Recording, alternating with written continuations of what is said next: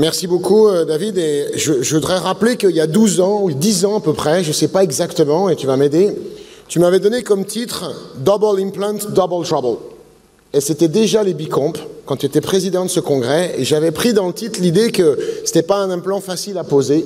Donc mon challenge ce soir, c'est d'essayer de vous montrer que c'est faisable, en fait. Et j'espère que je t'avais convaincu à l'époque déjà, David. M'avait moyennement. Moyen, hein, ça m'étonne pas. Donc en pratique, allez, on a parlé. Une nouvelle fois.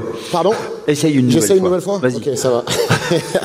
Donc en pratique, on a parlé de l'approche tout à l'heure et on s'était dit qu'on faisait bien ce qu'on faisait souvent, comme dirait mon maître, le professeur Argenson, et en pratique, pour la fémoropatellaire, c'est la même chose.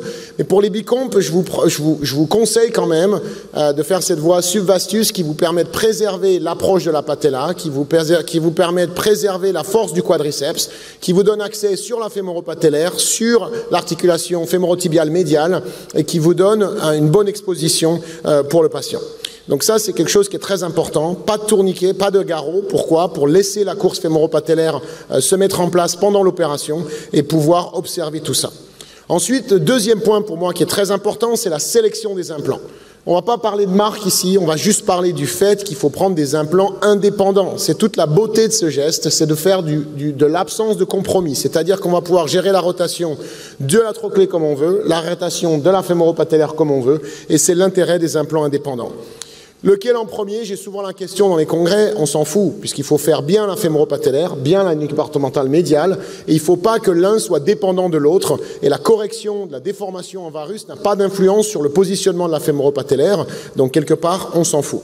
Il faut comprendre la rotation fémoropatellaire et la rotation trochléenne, et j'ai appris de l'école de Southampton, et vous n'avez pas besoin de mettre un kilt pour comprendre ça, hein, mais il faut un petit peu de British touch, et David vous en parler après.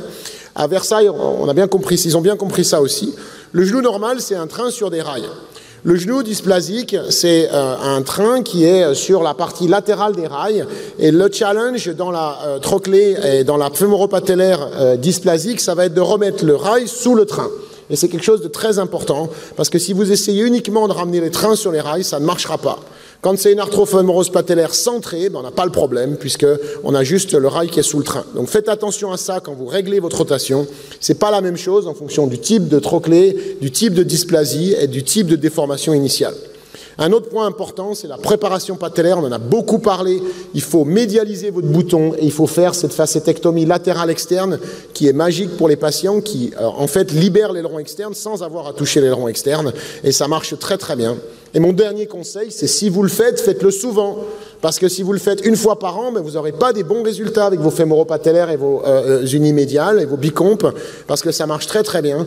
Et il faut le faire souvent pour bien le faire. Je vous remercie de votre attention et je laisse David continuer cet exposé.